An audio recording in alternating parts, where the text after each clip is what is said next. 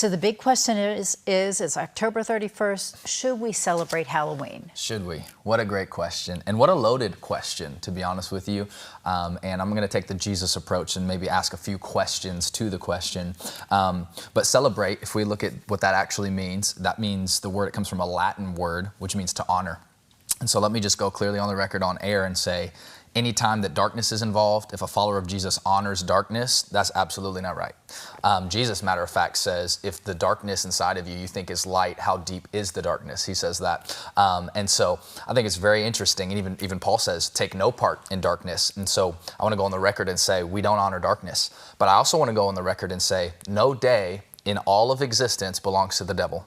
Because my Bible, Deborah, when I read it, it says every day belongs to the Lord. It says rejoice and be glad in it because this is the day that the Lord has made. And so I hear Christians always say, oh, it's the devil's day. We can't partake in anything. We should, okay, let's get clear in our theology. Everything belongs to Jesus. Everything belongs to God. And so our responsibility as followers is to glorify God and not darkness. And so we don't want to walk around in fear. For the Bible also says that we don't have a spirit of fear, but of power, love, and a sound mind. And so celebrating, are we going to celebrate the wicked things? No. But am I also afraid of an 8-year-old dressing up as Belle and being with her family and being excited? No, I'm not scared of that either, because we serve a big God and not a small devil. But oftentimes I think people have that reversed and they think God is small and the devil is great.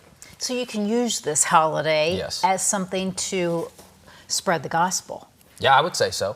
I would say that I think it's interesting, Jesus' statement to his followers is we are the light of the world. He doesn't say we are the light of the church.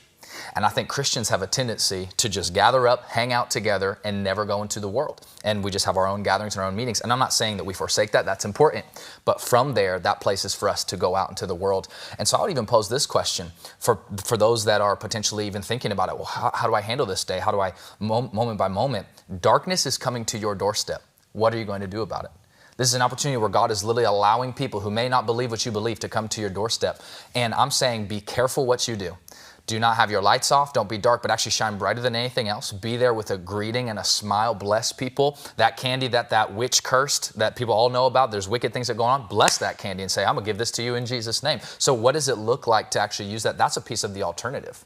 Yeah, put a Bible verse on the candy Absolutely. and hand Why it not? out. I know at our church it was really great. The children's ministry, they went to a retirement community. Oh, wow. And they knocked on the doors there and they gave them candy. It's amazing. I love it. So it's just really spreading the gospel. Talk to us about the fall. We're getting into this holiday season. You know, how do we navigate through this? Because there can be very dark times for many people. Yeah, absolutely. And I think all holidays, let's be real, are rooted in paganism. It's rooted in pagan culture. And so I thought Luke said it beautifully on the panel this morning. He said, I'm not surprised when a Christian or a non-believer acts like the world. I am surprised when a Christian acts like the world, because then that proves that your fruit does not actually line up with what you say and what you believe.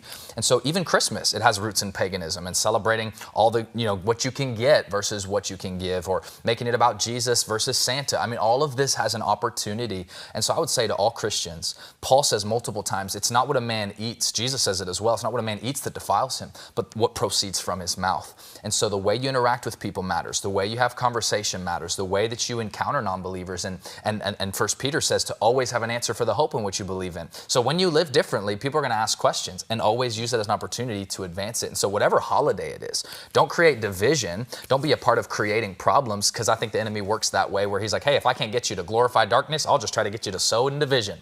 And I think we've got to unify around these holidays. Especially for those who do celebrate things differently, we really should embrace and once again, try and spread the gospel. Absolutely. And people are going to land in a different spot. You might have a different belief than I do. And Paul also says that. He says, let people walk by their convictions. And so if you feel like, hey, I need to have the lights off, and I just need to pray inside my house on Halloween or whatever it might be, great. Then you better stick to that conviction and know that's for you. But for me, don't judge, where I'm at in the process, because we all are in different places. God's doing different things with each of us. That's the beauty of faith. We don't ever dismiss sin. I'm not talking about that. But I am saying in our faith journeys, as we walk, there's a different place. And before I judge, Deborah, I always want to go, I was more like that than I remember. And when I remember who I was before Jesus got a hold of my life, I have way more grace for people who are in that spot. Yeah, absolutely. Some great insights, some great advice. Josiah, thank you so much for being with us. Yeah.